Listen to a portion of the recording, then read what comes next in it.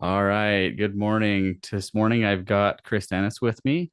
Chris Ennis is a member of Subto and has been a real estate investor. She's a new investor on the real estate side, but she's got a really interesting story.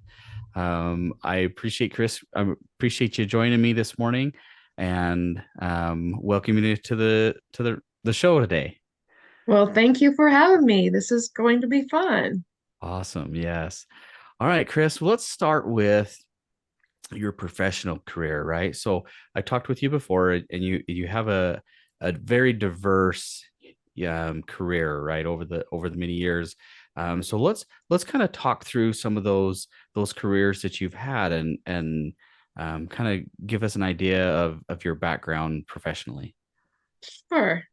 Um, well, yeah, I've done a lot of different careers. I guess my very first one was I worked in my father's store, kind of growing up through the high school years, and then went to dental assisting school and did dental assisting for several years. And after I got married and we moved to another state, I got involved with I did appraisal work and then a real estate agent.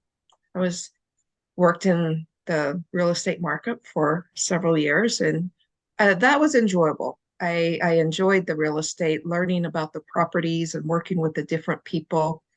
And from there, I actually went to work for on semiconductor and worked my way up and worked in the management team. And while doing that, I also got my CNA certificate to, help people who need it in the medical field. And after that, I worked as a property manager, and having the real estate background really helped a lot. And I really loved that job. It was fun. I liked that I was working with the properties again, but also I was working with the property owners. Um, when they were fixing up the properties, I would work with the construction crew or handyman, make sure things were getting done on time.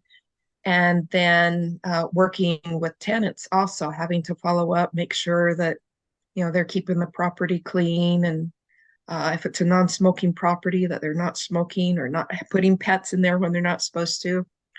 And so it was a lot of fun and a lot of personal growth. And that's kind of what got me really interested in the investment side, because I, working with all of these owners on all these other projects, I was covering about 100 doors.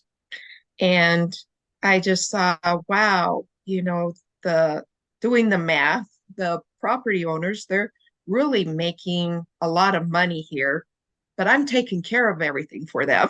And it's like, I need to learn how to do this for myself. I need to be the one making the money, you know? Yeah. And so that really kind of got my interest going, and started my search in the investment side on how can I learn to do this. Eventually I talked with my son, and he said he wanted to do it as well. And we eventually found Pace. We were actually in another mentorship, and someone had posted, if you want to learn everything or want to know anything about real estate, you've got to check out Pace Morby. So we did. We went and looked him up, and I immediately recognized that he offers a lot more than what the other mentorships that we had been to and investigating. Um, he offered, well, not only the material, how to learn everything, but then the community, Mhm. so much more support and so much more help. And I knew immediately that this was what I wanted to be a part of and get involved with. So that's how I became to join Gator and start learning about how to do the property investments and do it the right way. There are so many different uh, mindsets on Mm. how to do this. And getting into it, then you see, oh no, this person had a problem doing it that way, and oh Mm. well, what's the right way? And I just feel like PACE gives you the really good foundation on how to do things the right way, so not to get yourself into trouble or end up in a bad situation. Yeah. So So I've there's just been in it a I want little to just while. pause you Yeah. there for a second. There's a lot to unpack there, right? So I think I've got a couple notes here that I took as he was talking Mm, is that growth, that step upon step upon step of the yeah. different careers that you had that brought you into the real estate investor world. And so I want to just I want to focus in on one of them for just a minute, Sure. that because you talked a little bit about the property management side of it, right? And as Mhm. I look back, there's a lot of things that you did that was kind of putting you on this path to be able Right. to come into real estate, right? And you talked about very first and foremost working for your father's store, right? So you had some of Yeah. that entrepreneurial um example as a youth, to be able to Right. see, look, this is possible. This is something that my dad can do.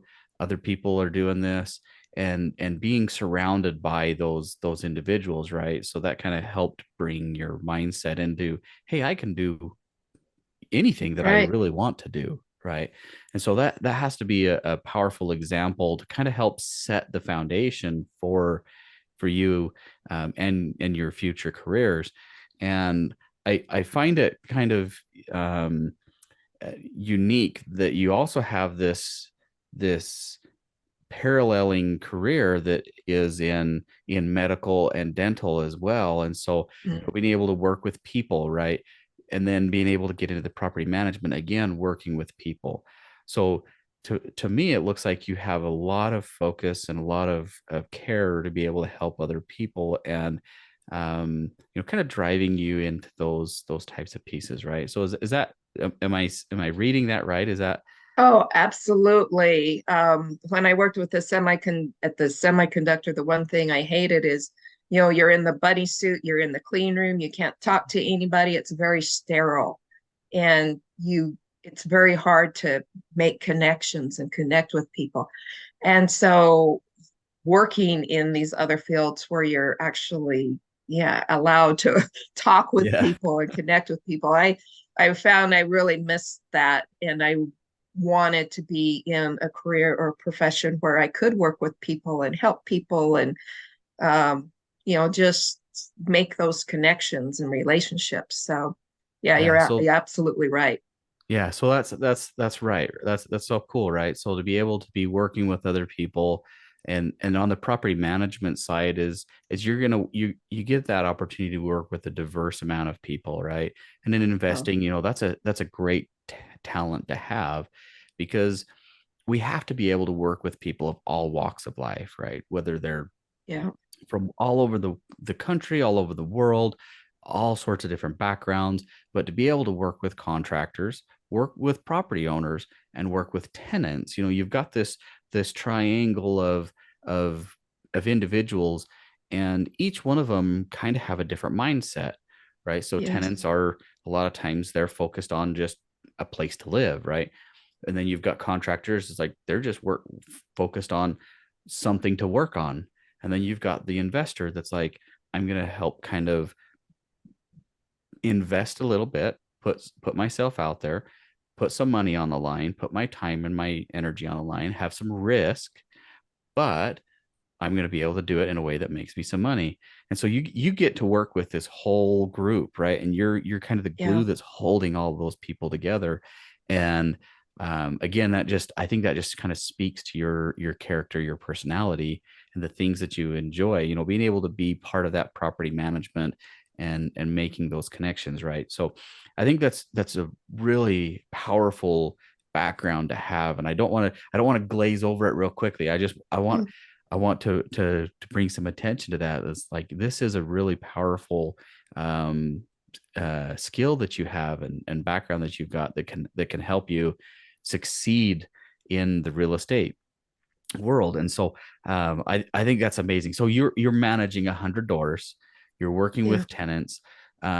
So I want to just dive just a little bit deeper on this because to have that many doors, I'm sure you've got stories of crazy tenants or crazy landlords or crazy contractors. And I don't want to focus on the negative, right? But I want something light and fun, maybe a unique experience where something funky happened, or maybe even something hard happened, right? And you had to juggle this. So I would love to hear a story from those days. Okay. Yeah, uh, one of the things that was probably hardest was doing the evictions. Ah, That yes. was super, super hard, because you understand, the tenant had a medical issue or a problem or Mhm. something like that.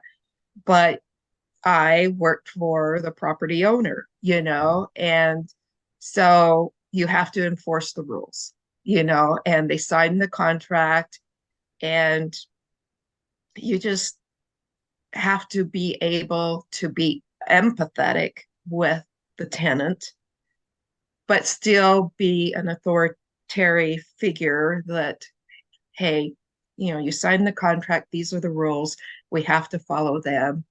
And sometimes they just wouldn't move. Mm, You tried everything. You tried the cash for keys and mm, all the deadlines and everything like that. And many times it went to court, mm, and um, they had to show up before the judge. And most of the time, in fact, well, all of the evictions that I had, the judge found in favor of the owner because we had done everything properly. We had followed all of the proper notices that we're supposed to. You have to send certified letters. You have to notify them, monthly, weekly, and we had all the proof that we had done everything in our end of it.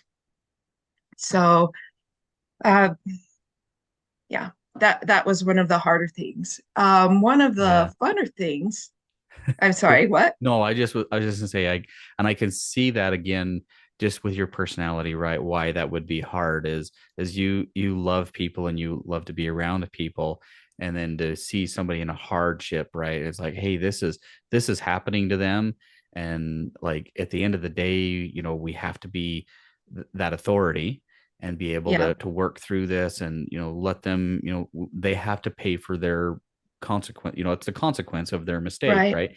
And so being able to work with that individual and work through the correct processes, right? That just, and again, it goes to speak highly of your processes and the following those the right way to do it, right? And right, that way, you're protecting yourself, you're protecting the homeowner, the investor, and really at the end of the day, you're protecting them as a tenant because you're giving them a teaching opportunity to be like, guys, you have to be um, you have to be on top of this stuff. And yes, we get understand things happen, but if you're stretched so thin that you can't afford to be out of work for a couple weeks because you're going to miss rent, that becomes a learning experience for them as well. So right. it's hopefully you can turn those negative things into positive things.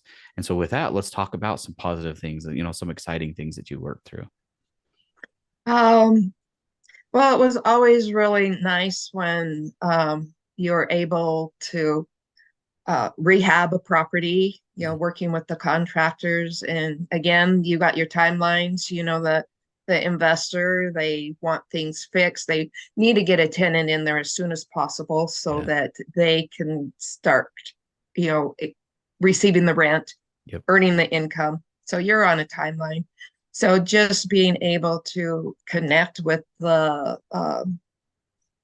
handyman who was doing the work, um, we would like take them snacks or pops or stuff like that. Whenever we showed up to talk Cool. with him, we brought him something, and to keep that connection going and have that good rapport. Hey, we care about you, and what do you need? How can we make this? What issues are you running into? And then they're saying, well, we opened up this wall, and we ran into this huge problem now, and Mm. we weren't anticipating this. So then you've got to take that back to the owner. Okay, this is where it's at, but this is what's happening, and these are the next options. Which one would you prefer? And you have to give them a cost estimate per option, Yeah. and then they choose which way they want to go. And so then you take that back to the handyman, and then you just move it forward. Okay, we need this done by this certain time, and then seeing it all come together. And then meanwhile, also while the work is being done, you're also interviewing tenants Mhm. for that property. Yeah. So, and you give them the timeline, it's going to be done on this certain date. And then when it all comes together and you show that tenant and they're really happy, and they sign the contract and they move in, and then you contact the homeowner. Hey, we got the property's done, we got the tenant moved in, and everything's going well. Then you just feel really good because you performed for the investor, the owner. You have a really happy tenant, and the contractor or the handyman's really happy. They got paid, everything's Yeah. done. And you can contact that handyman the next time. Hey, we got another project and this is what it is. Are you able to come and help us on it? And so you build those relationships and you keep them going. And then the investor again finds another property, and they bring Yeah. them to you because you Nice. performed so well on the last one. So it just keeps building the business. And that was probably really fun. And I would say that was probably 98% of the job. Most of the time everything goes really well. Yeah. It's like the bad times or the hard things, they're kind of the anomalies. As long as you have the proper processes in place, Yeah. then everything goes well. You've got to have the right guidelines, the right systems, everything to keep track, and then everything goes well. So yeah, that I would say that's my funnest job Yeah, that that's I've cool. done. I love what you said there about bringing your handyman s- snacks and drinks, and building that rapport on a personal level, right? Not just a Right, business level as a, hey, I'm going to pay you on time, but to actually build that connection, that relationship, right?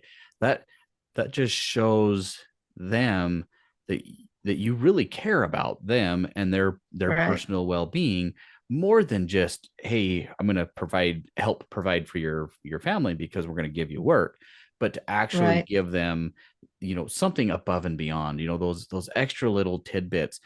I think that's gold. I think that's such a great tidbit of advice for anybody that's managing properties, or managing contractors, is to, you gotta you got to realize these are people. They're not just a right, contractor. They're not just here to do your bidding.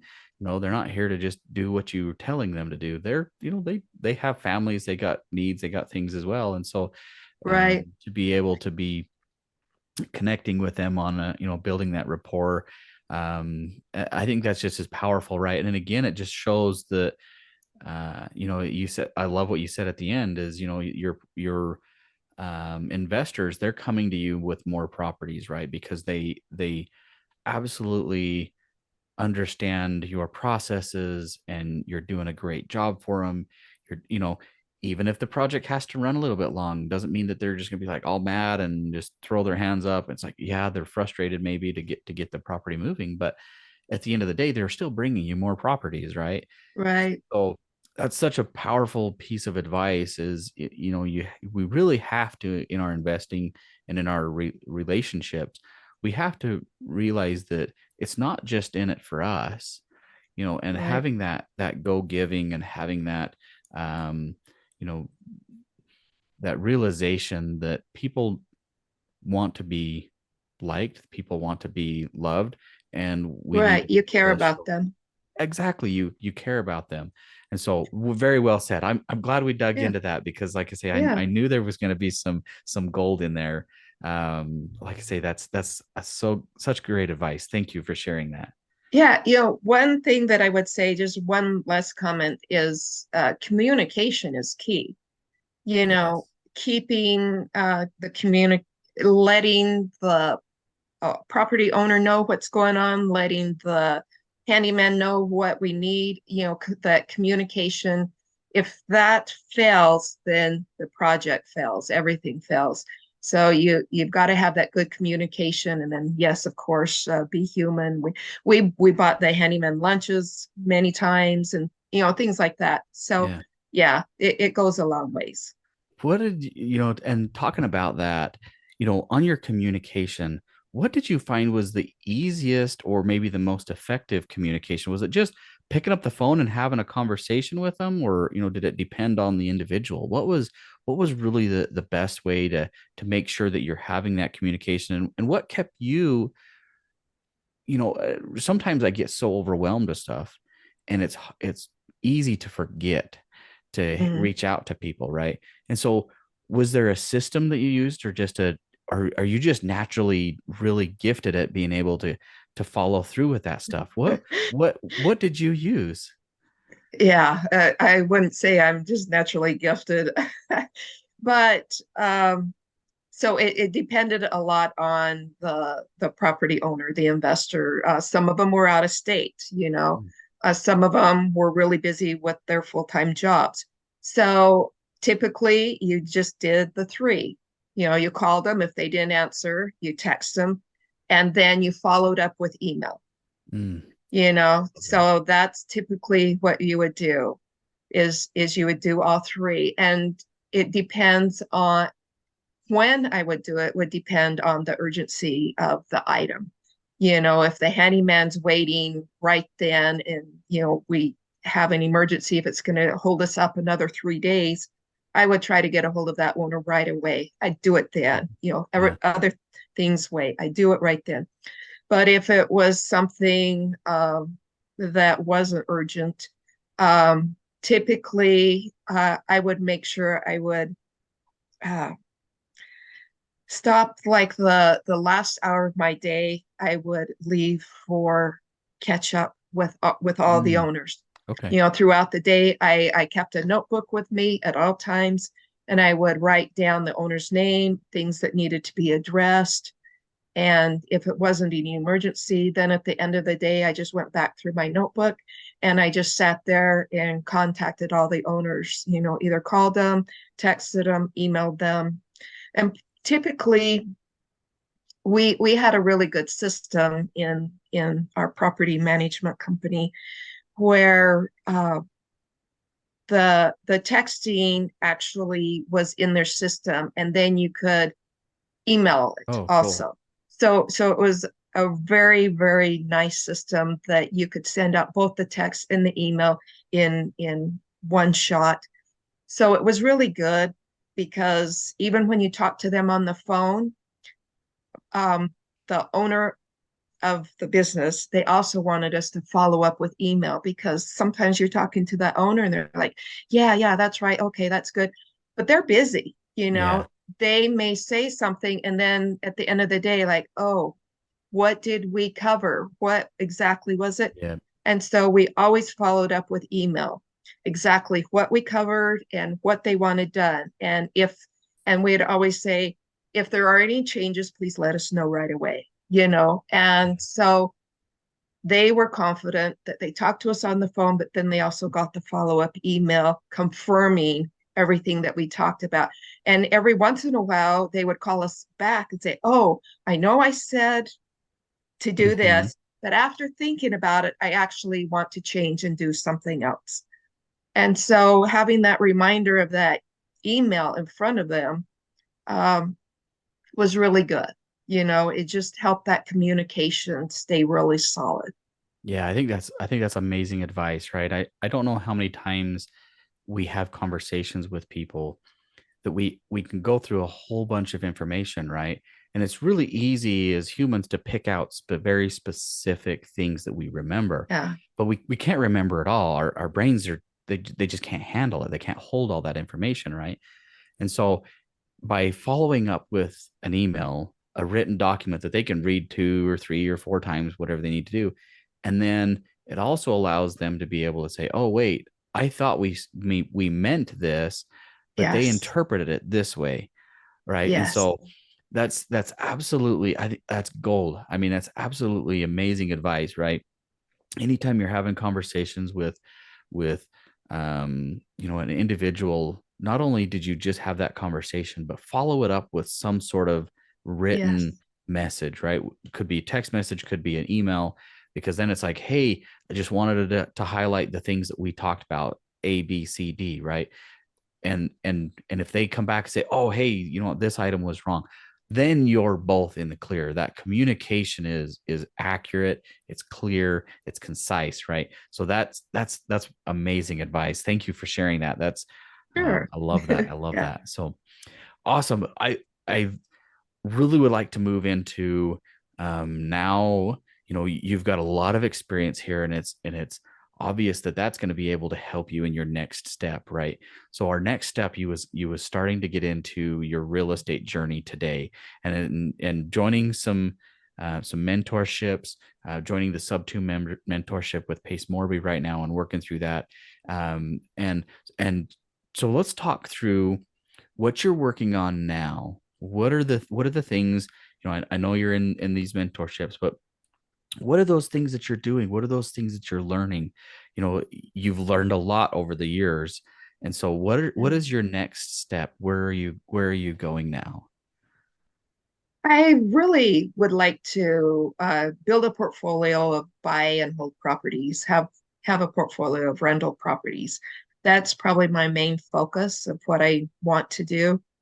Um, with the Utah Regional Group, I uh, they had a special program they were putting out there, a door knocking army.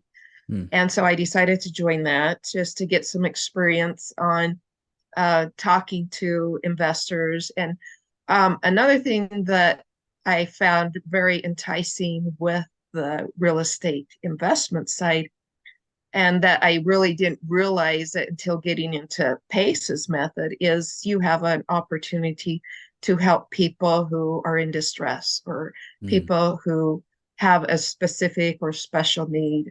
And so people who are in default or going into foreclosure, many times it's due to circumstances out of their control, an Hmm. illness or a loss of job or, something like that. And to be able to step in and help that person, give them options rather than just losing their property Hmm. and having it affect their credit. And then it's hard to start over. It just makes it difficult to start over. Hmm. I found that very enticing to be able to help somebody, Yeah. and I had a friend who, due to uh, medical issues, and then they lost their job, and then they lost their home. They tried Hmm. working with the bank, things didn't work out, and they lost their home, and it was very devastating to them and Yeah. to the family. And so you don't want to see other people go through that hardship like that once you've seen somebody experience it, and you just want to help people. So that's the reason why I joined the door knocking army here in Utah. Yeah. And it's been very interesting. You've had door slams in your face. I've had people tell me, get off my property. But then when you find the person that says, yeah, I'm having a difficult time. I need help. Yeah. And yeah, I want to talk to you. I want to find out what my options are. Yeah. That's who you do this for. You do it Yeah. for that person who wants that help. Yeah, and that's amazing, because as you're working with those individuals, and I think it ties back to, what you said about having to evict people from rentals. It's, you had to empathize, but be able to be an authority to Yeah. be able to help them through that challenge, right? Um, and so you're able to Oh, I lost you, Chris. All right, we're back. Had a little bit of a Yay. technical glitch there for a second, but I'm back with Chris here. So we was talking about your door knocking. Sorry, get my earbuds off. We was on the phone. Um, so we was talking about people in distress and your door knocking, right?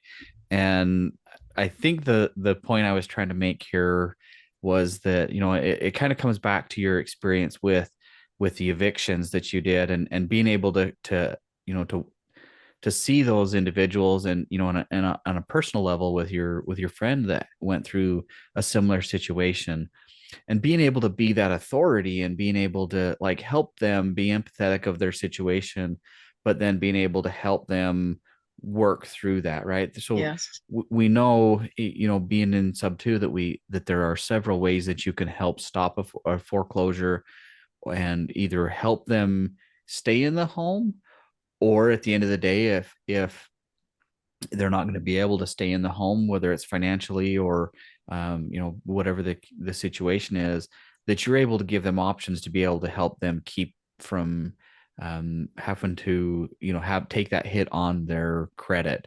Right. Sometimes at the end of the day, that is their only option, depending on how bad the situation is.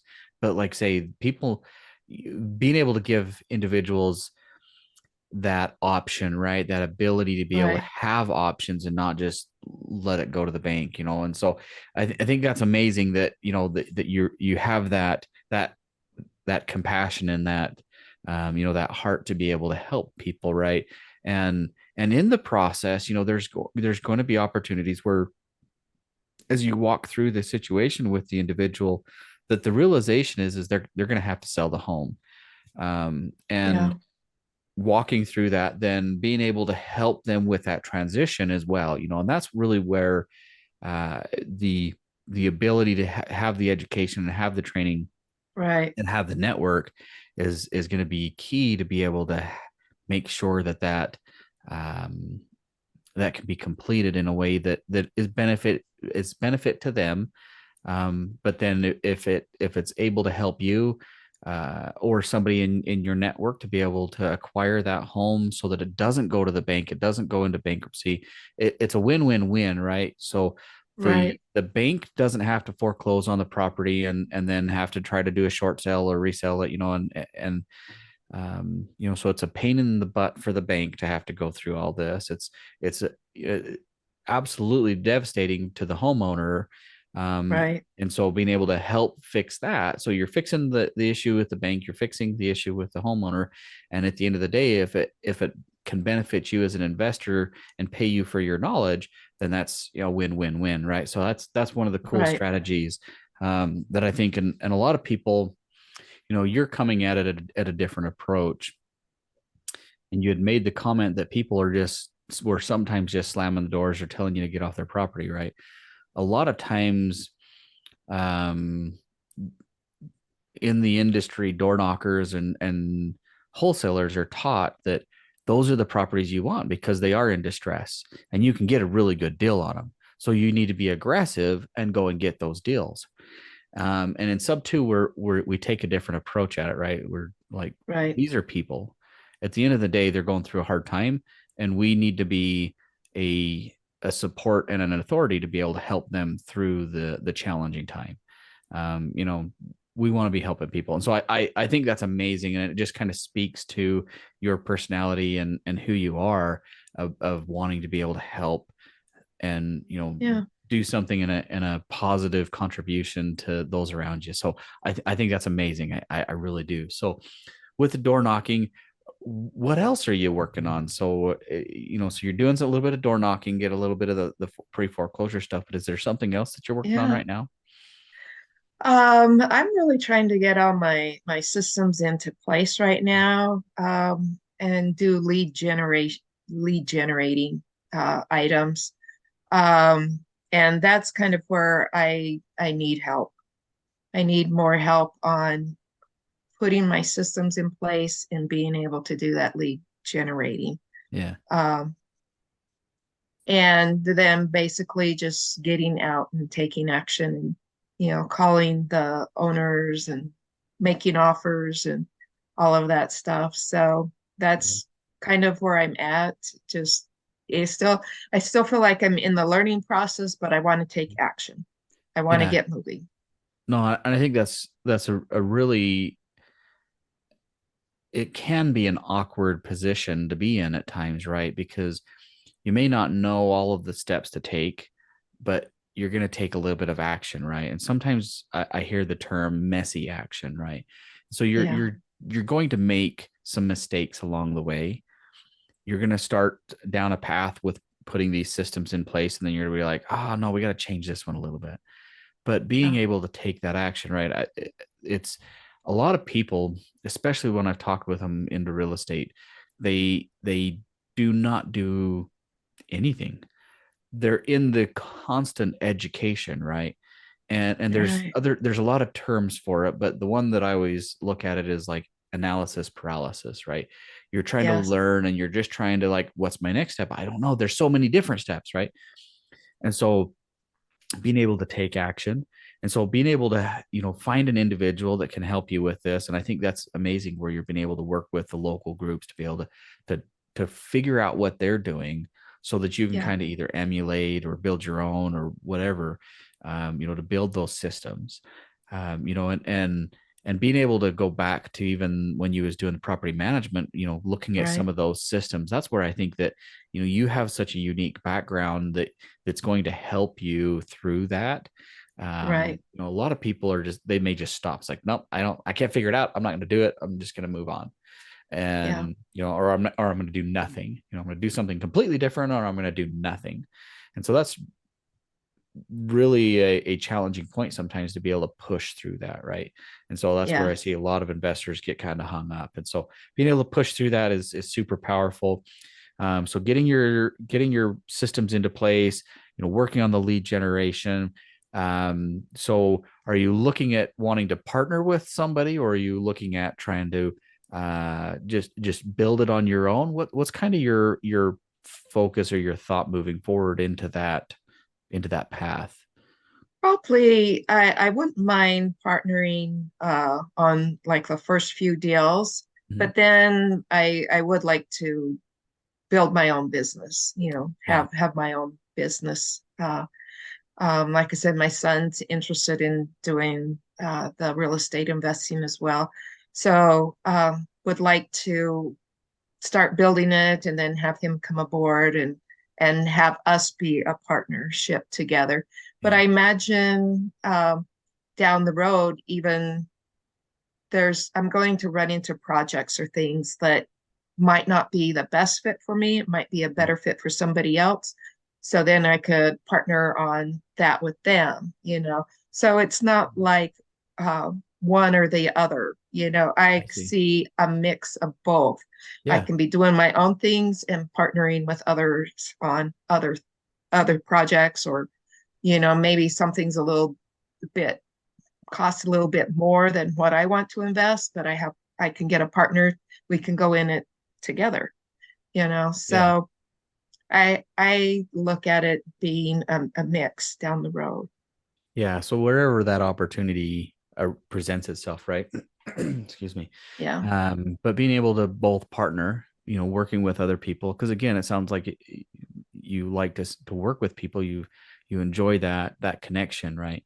And so working with individuals on those systems, on those processes, on that lead generation, at least in the early time till you're getting your systems, that helps you continue to take action, right? It helps you work on the pieces of the business that you don't necessarily have fully um, set up yet, but allows you to start setting them up and putting little pieces into it. It's kind of that messy action, right? And so that's an amazing step to be taking. As you think through this, what is your big vision? What does that look like for a big vision side of it? Sounds like you want to be partnering with your son, and and doing your own business. Um, but are you wanting to be the one that's doing all the connecting and doing a lot of that work, or are you wanting to be more of the manager? Because it sounds like you did some management in the Mm. the circuit stuff that you did. And so what does that look like for you in your big vision, you know 2, 3, 5 years from now? Um, Probably right now, since I'm looking at all of it, I just see doing all of it, you know. Yeah. But I imagine when my son comes on, we will kind of balance that out. You know, what is he comfortable doing? And I'll do the other type of thing. Mhm. So I don't really have myself pegged in a certain spot 5 years down the road, other than I'm moving forward. I'm going to Yeah. still be doing the investments. And if I'm going to be the point person on it, or if I'm going to just be the technical, the backup person on it, I actually am comfortable either way, Yeah. so it's probably 5, 8 years down the road, I will probably be taking more of a step back and Mhm. letting my son kind of run the business the way that he wants to run it, type of thing. So this is something that we're going to build together. But since I am older, he will be taking it over. It's not something that I'm going to be doing, 40 years down the road. I may not Yeah. even be alive 30 years down the road, So Well, yeah. I think that's amazing, right? Because being able to take that opportunity, take the experience, the knowledge, and the career that you've been able to have over the years, but being able to take that information and build a business that you can work on with your kids, right? And then be able to hand that off to them.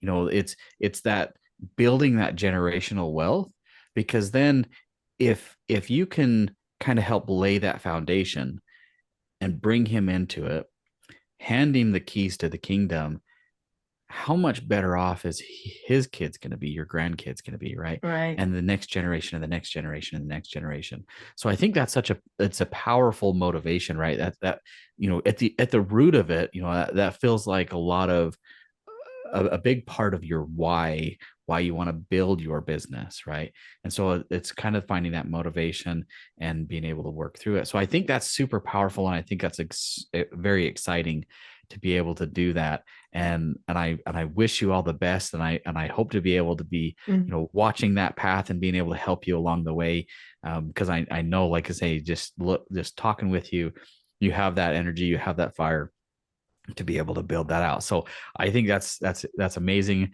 and I'd love to be able to be part of that. Watch your journey and learn about what you're doing, and how to be part of that.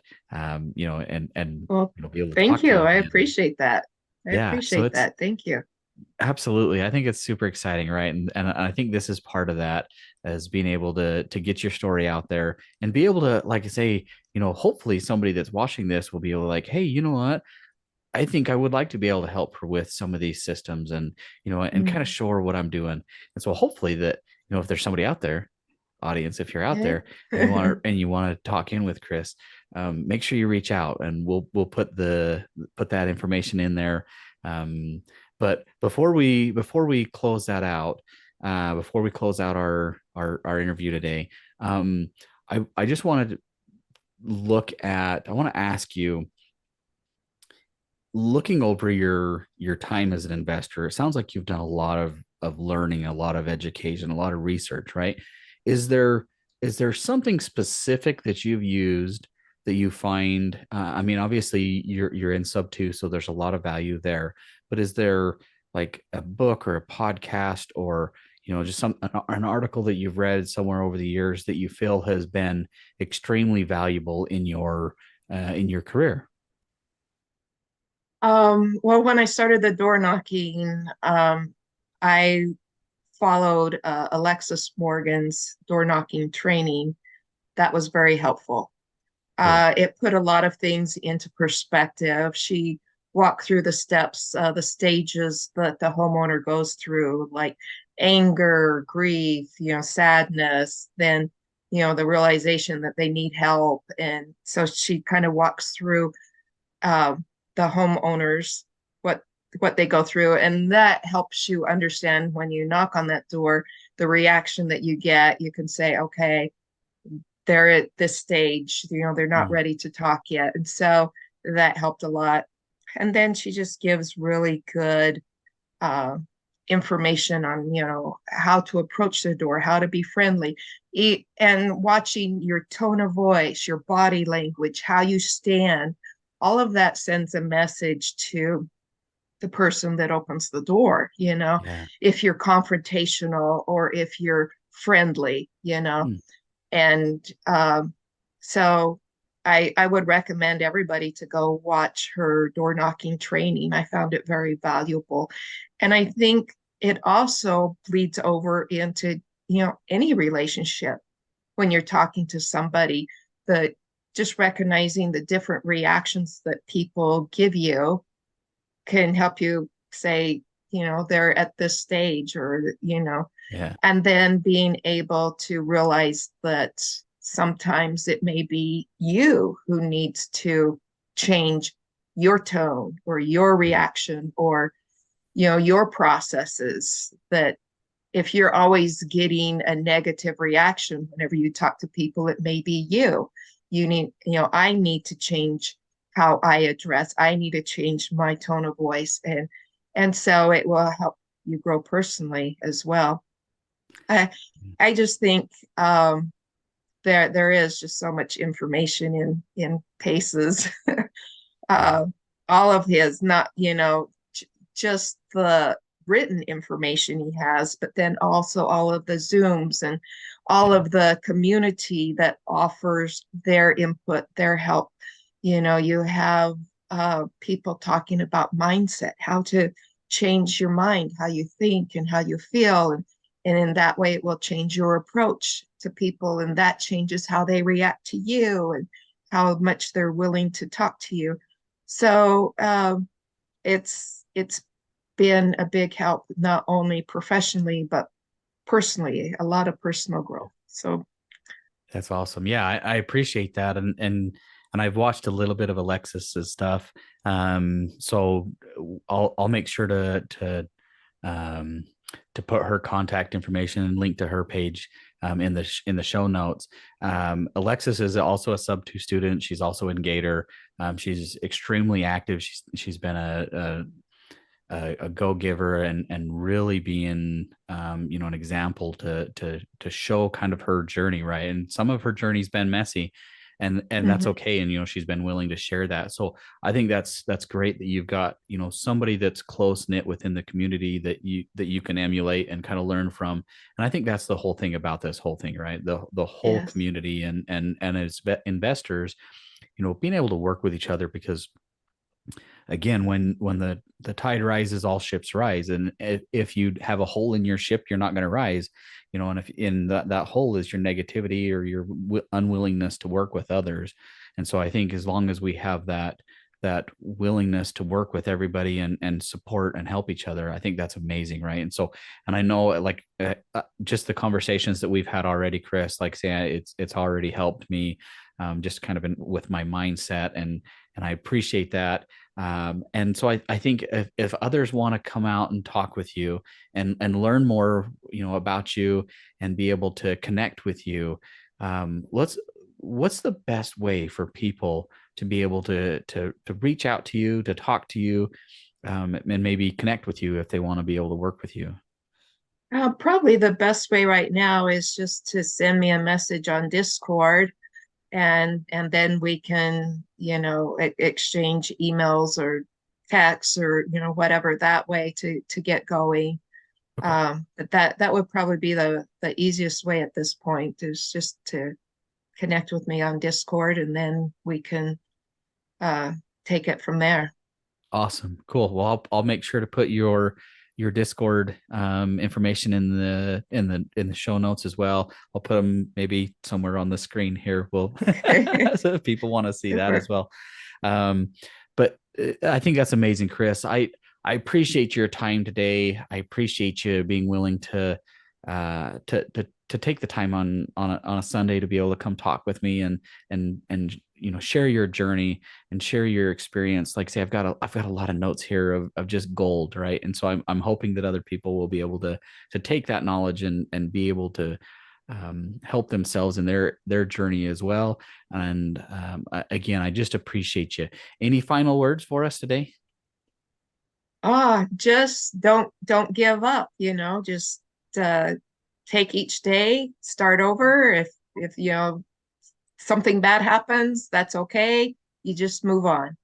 That would be my words of encouragement. Don't give up, move on. Awesome. I absolutely love that. Thank you so much, Chris. And I think that's an amazing way to end this. And so I do again, I thank you so much for coming. Don't give up, keep moving forward. And with that, I'm gonna end this video and we'll catch up on another time. Thank you. Thank you, Jeremy.